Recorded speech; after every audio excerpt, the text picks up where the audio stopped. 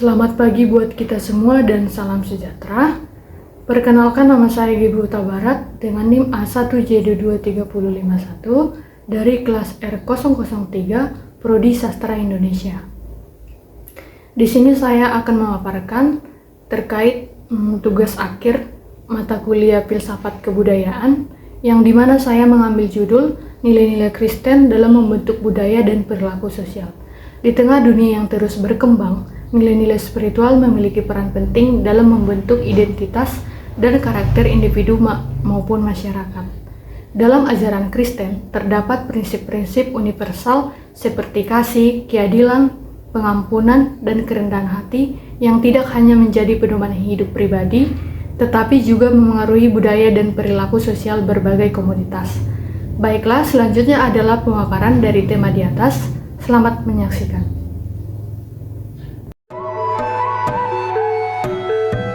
Di Indonesia, kita pasti hidup dengan beragam suku dan beragam adat istiadat. Hampir setiap suku memiliki adat istiadatnya masing-masing.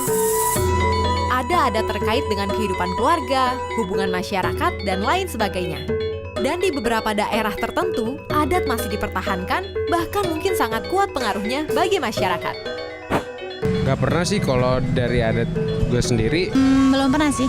Pernah sih ya. Terutama Betawi ya, adatnya itu nggak terlalu kental banget. Paling cuma ada tradisi adat yang menurut gue seru untuk dilakuin. Menurut saya sih penting, asalkan itu masih berkaitan sama agama aja sih, masih nggak menyimpang dari agama gitu. Jawaban dari teman-teman tadi ada yang pro dan ada yang kontra. Nah, biar yang pasti-pasti aja, adakah contoh di Alkitab mengenai adat yang berbenturan dengan firman Tuhan? Langsung aja yuk Jesiers, kita dengar jawaban dari expert kita. Ia adalah Bapak Vesmonti.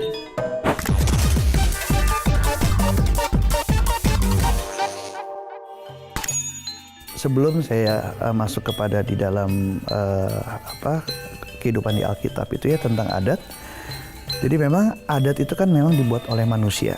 Dibuat oleh manusia dengan tujuan supaya ada keteraturan, ketertiban di dalam kehidupan manusia pada saat itu ya. Dan memang di dalam kekristenan dan adat itu saling mempengaruhi satu sama lain. Dan di dalam Perjanjian Lama memang sudah diceritakan juga di dalam kitab Raja-Raja ya, bagaimana orang Israel mereka melakukan adat istiadatnya, tetapi pada waktu itu yang mereka lakukan adalah bertentangan dengan kebenaran, di mana mereka banyak menyembah Allah lain gitu kan, daripada Allah yang benar. Di dalam sejarah bagaimana Musa juga pada waktu mereka memimpin bangsa Israel gitu ya, bagaimana sikap dari bangsa Israel yang melakukan adat istiadat nenek moyangnya yang bertentangan dengan hukum Taurat gitu ya. Bahkan di dalam Perjanjian Baru pun juga terjadi benturan gitu antara adat yang dilakukan oleh orang Farisi, ahli Taurat, di mana Yesus sendiri mengkritisi gitu ya apa yang mereka lakukan, di mana orang Farisi, ahli-ahli Taurat, mereka melakukan adat istiadat mereka menerapkan soal persepuluhan, mereka menerapkan hukum-hukum Taurat, tetapi mereka sendiri nggak melakukan, dan itu dikritik habis sama Tuhan Yesus ya. Jadi banyak kisah-kisah di dalam Alkitab itu di mana pada waktu itu manusia melakukan adat istiadatnya, bahkan juga orang Yahudi yang bertentangan dengan Injil, bertentangan dengan firman Tuhan. Walaupun kenyataannya ada beberapa adat yang sangat bertolak belakang dengan isi firman Tuhan sendiri, namun masih ada beberapa suku yang mempertahankan hal tersebut. Lalu apa yang harus kita lakukan jika adat atau tradisi bertentangan dengan firman Tuhan? Memang pada umumnya ada 3 sikap yang dilakukan oleh orang Kristen menghadapi adat. Ada yang benar-benar menolak secara keras. Jadi betul-betul dia menolak adat itu sendiri. Ya, tetapi ada juga yang kedua yang kompromi dengan adat ya, oke lah gitu kan, boleh aja gitu kan, dia mengikuti adat walaupun itu bertentangan gitu kan, tetapi bisa mengkompromikan. Nah yang ketiga ini double standard. Jadi di gereja benar-benar seperti kayak menolak adat gitu ya, yang bertentangan dengan kebenaran, itu benar-benar dia seperti terpisah gitu.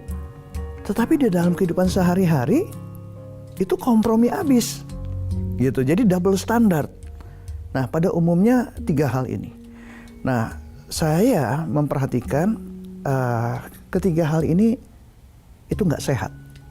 Sebaiknya apa yang harus dilakukan oleh orang Kristen adalah yang keempat begini. Kita menyaring adat itu, tapi kita juga nggak menolak habis. Prinsipnya ada 4. Seperti yang tertulis di dalam Mazmur 150, kita harus berfokus hanya kepada Tuhan, yaitu memuji dan memuliakan Tuhan. Yang kedua adalah jangan menyembah berhala.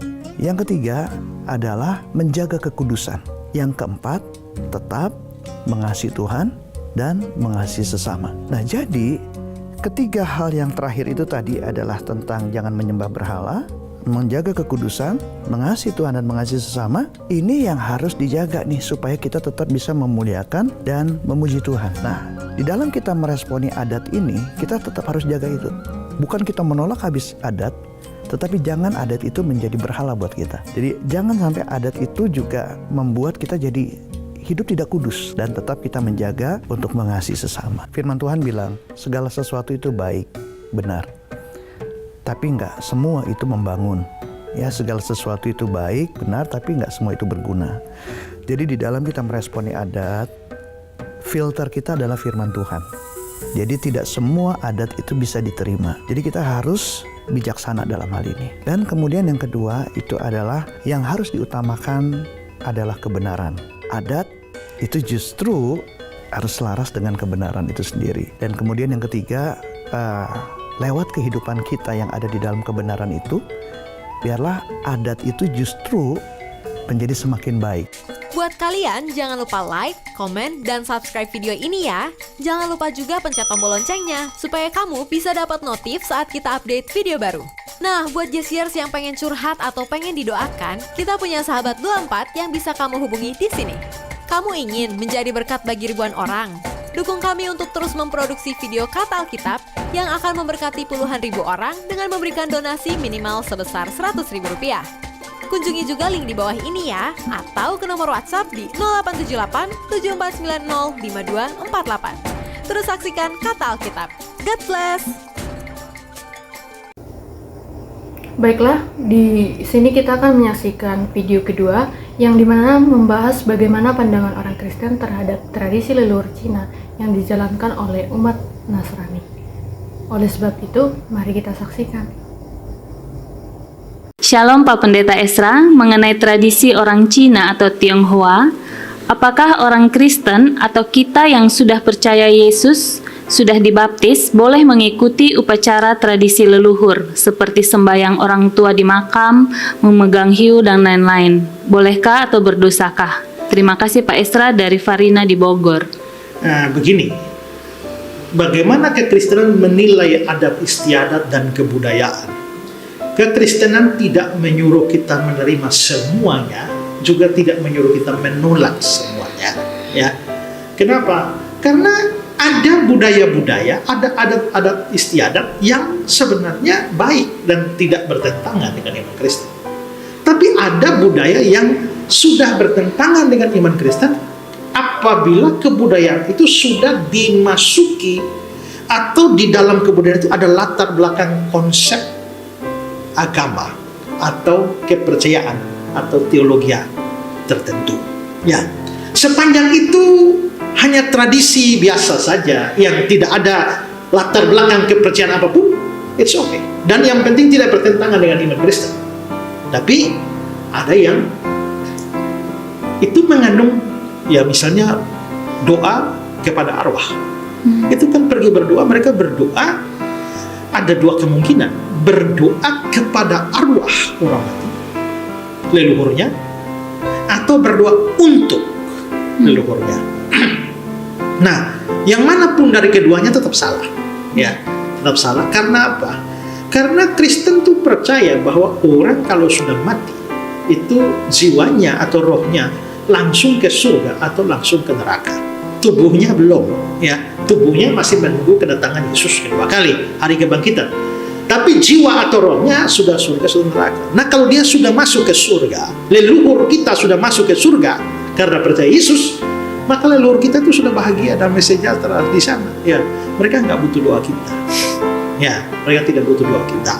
Tapi misalnya mereka tidak percaya dan masuk neraka, terus kita mau berdoa untuk mereka, doa untuk apa? Ya, doa kita macam apapun tidak bisa memindahkan mereka keluar dari neraka atau meringankan penderitaan mereka di neraka, tidak bisa.